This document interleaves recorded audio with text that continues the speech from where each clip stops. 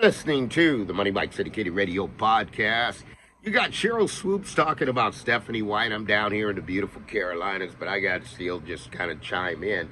I'm not sure what Sheryl Swoopes was expecting. I don't think this was a Stephanie White decision. I think it probably really goes back on Don. I mean, I've got Bree Hall, which she wanted to give an opportunity to make the Indiana Fever. Indiana Fever is not a team for rookies. I'll tell you that flat out. It's a veteran presence that you got to have. You got to know the game. And when I look at Bree Hall averaged 5.8 points a game, 2.3 rebounds, 0.7 assists, shot 39% from the field, right? So I don't know how that's going to position itself to be on the Indiana Fever roster. I think more or less Sheryl Swoopes would probably want to go to Don and Don Staley and talk about it, because at the end of the day, I kind of shared everybody, college coaches now, they're just in the portal buying groceries. You can see Don went ahead and said he's going to get Lisa Leslie to help with the post players. And that's really what you got. And then when you get to development of an NBA, or excuse me, a WNBA guard, I don't see Don Staley doing that in her program. I don't see point guards coming out being leaders of franchises coming out of Don's program. And the reason that is Don is not tailored for the WNBA. Don is not playing FIBA basketball. I mean, that doesn't mean that won't change in the future. But back with Sheryl Swoopes is saying that Bree Hall and what Stephanie White's doing, and that's after coming out making the comment, well, Caitlin Clark and this, and you should like Caitlin Clark. I think Sheryl Swoopes is really living in a delusional world.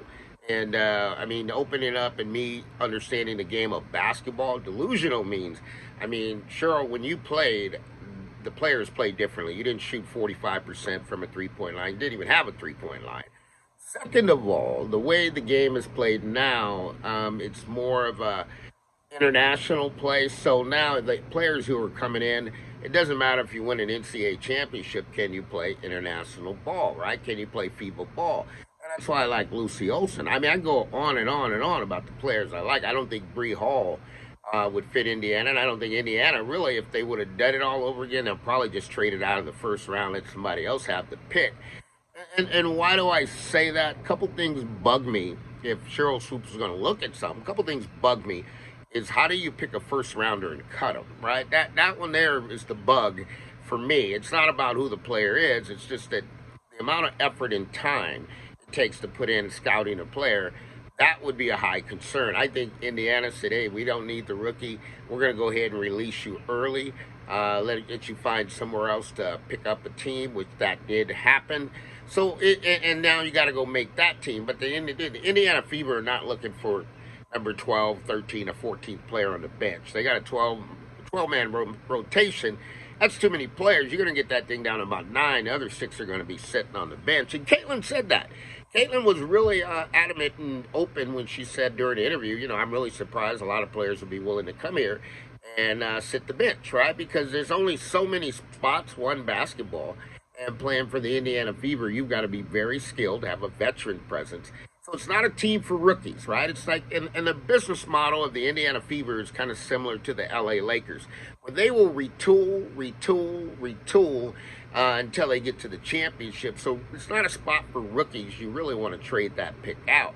Now, if you go with Sheryl Swoopes and you look at that, I mean, to question what somebody else is doing, one thing I would appreciate if Sheryl Swoopes did have, that would be the resume to do so. And your coaching resume is not strong enough to start challenging somebody that's coaching a WNBA franchise, right? Especially the franchise of the Indiana Fever, which the WNBA is positioned as the flagship, right? So at the end of the day, is it out of line? I mean, it's an open market. You could say what you want.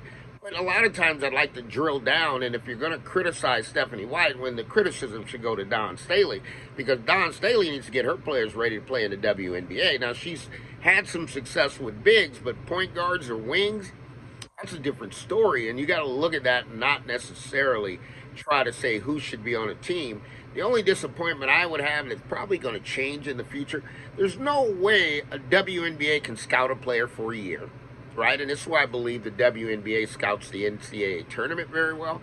But to scout a player for a year and to really track and follow that player and draft them and cut them, That really shouldn't happen, and that probably would be one of the changes that I believe you'll see going forward in the WNBA. But this is the Money Mike Syndicated Radio podcast. We're powered up. Too Hot Media Group under the umbrella of Rock Nation. Things are getting better and better. We're heating up. It's almost time to tip it off. That regular season tip-off's just around the corner. But we'll keep it 100, and we'll always tell you all things are possible to those who believe.